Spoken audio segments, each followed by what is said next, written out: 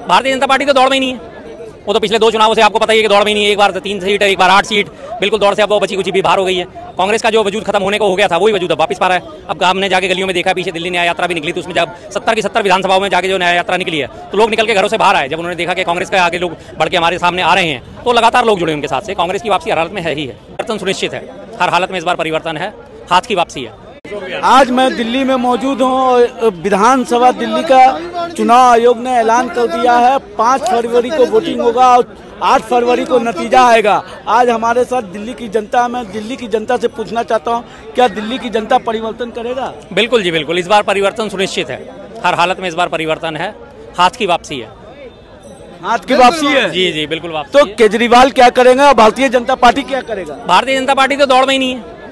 वो तो पिछले 2 चुनावों से आपको पता ही है कि दौड़ में ही नहीं है। एक बार 3 सीट, एक बार 8 सीट, बिल्कुल दौड़ से अब वो बची कुछ भी बाहर हो गई है। कांग्रेस का जो वजूद खत्म होने को हो गया था वही वजूद अब वापस पा रहा है। अब हमने जाके गलियों में देखा, पीछे दिल्ली न्याय यात्रा भी निकली, तो उसमें जब 70 की 70 विधानसभाओं में जाके जो न्याय यात्रा निकली है तो लोग निकल के घरों से बाहर आए। जब उन्होंने देखा कि कांग्रेस के आगे लोग बढ़ के हमारे सामने आ रहे हैं तो लगातार लोग जुड़े उनके साथ से। कांग्रेस की वापसी हर हालत में है ही है, 100% है।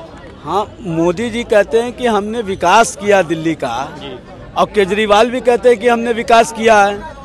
तो दोनों दावा करते हैं, एक बोलते हैं 2100 देंगे महिला को, एक बोलते हैं कि 3000 देंगे, और कांग्रेस पार्टी कहती है कि हम 2500 देंगे। ये तीनों में से सच्चाई किसकी दिखती है आपको? देखिए, सच्चाई तो खैर जो अगर सत्ता में आ जाती है, बीजेपी ने इस तरह के वादे तो पहले भी करे थे, जबरदस्त वादे करे थे उन्होंने। महाराष्ट्र में भी करे और उससे पहले राजस्थान में भी करे, 450 का सिलेंडर दे देंगे। क्या आज तक वो सिलेंडर दिया? यूपी चुनावों से पहले बोला था हर होली दिवाली आपको 1 सिलेंडर मुफ्त दिया जाएगा। क्या वो होली दिवाली पे सिलेंडर मुफ्त दिया? नहीं दिया। उत्तराखंड में भी यही उन्होंने घोषणा करी थी, उत्तराखंड में दिया? नहीं दिया। अब आती है केजरीवाल साहब की बात। उन्होंने पंजाब में घोषणा करी थी 1000 रुपये महीना हम आपको देंगे।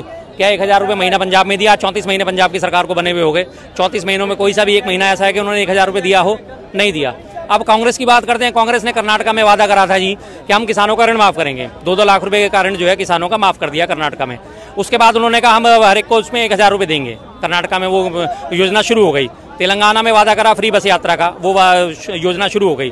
हिमाचल में वादा करा था कि सेब व्यापारियों का जो है उत्थान करा जाएगा, सेब व्यापारियों के लिए मंडी वापस तो पुनर्स्थापित करी जाएगी, जो कि अडानी के द्वारा बिल्कुल खराब कर दी गई थी। वो उन्होंने दोबारा उसको रिस्टोर कर दिया। हर चीज़ पे जो वादा करा उस वादे पे खरे उतने हैं। तो जाहिर सी बात है दिल्ली की जनता दोबारा से कांग्रेस पे यकीन करेगी। उन्हें पता है अगर ये वादा कर रहे हैं तो देंगे भी। 27 सालों से दिल्ली की जनता ने भारतीय जनता पार्टी को स्टेट में सरकार बनने नहीं दिया है, और लगातार 11वें साल में प्रवेश कर गए मोदी जी। देश में हुकूमत है, फिर भी दिल्ली पूरी जाम रहती है। जी देखिए, दिल्ली की जो कानून व्यवस्था है वो एलजी साहब के हाथ में है। एलजी साहब के अंडर में दिल्ली पुलिस आती है, दिल्ली ट्रैफिक पुलिस आती है। लेकिन दिल्ली ट्रैफिक पुलिस हुई या दिल्ली पुलिस हुई, सुनने को इस मामले में कोई तैयार नहीं है। तमाम मुद्दों पे आज मैं देखता हूँ हमेशा अखबारों में अक्सर एलजी साहब का आता है। संगम विहार में दौरा कर रहे होते हैं, किराड़ी में दौरा कर रहे होते हैं, बारापुला पुल पे दौरा कर रहे होते हैं, हर जगह के वो दौरे कर रहे होते हैं। यहाँ गंदगी है, वहाँ गंदगी।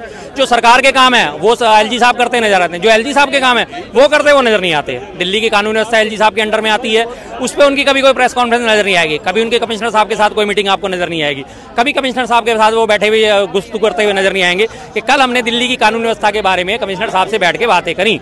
अभी परसों ही आपने संगम विहार में देखा 1 घंटे तक लगा है। दिल्ली की कानून व्यवस्था का हाल देखिए। और रही बात दिल्ली की ट्रैफिक की व्यवस्था का हाल, हर जगह तमाम वैध अवैध वाहन जो है लगातार सड़कों पे दौड़ रहे हैं, उनको कोई रोकने टोकने वाला नहीं है।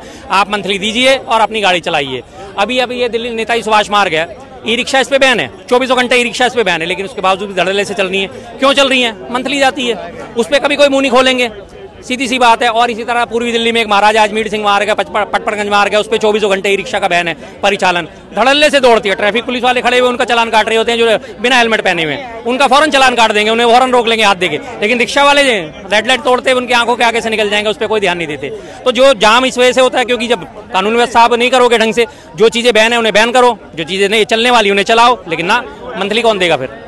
रमेश बिदोरी ने एक बात कहा है प्रियंका गांधी को लेकर, ये महिलाओं का लगातार भारतीय जनता पार्टी के नेता जहां भी सरकार है, मणिपुर हो, ये तमाम जगहों पर महिलाओं का अपमान कर रही है। इसको किस नजरिए से आप देखते हैं सर? देखिए जी, जिस पार्टी का नाम ही बेशर्म जनता पार्टी हो, उससे और आप क्या उम्मीद करेंगे? जिस पार्टी का नाम ही बलात्कारी जनता पार्टी हो, उससे आप क्या उम्मीद करेंगे?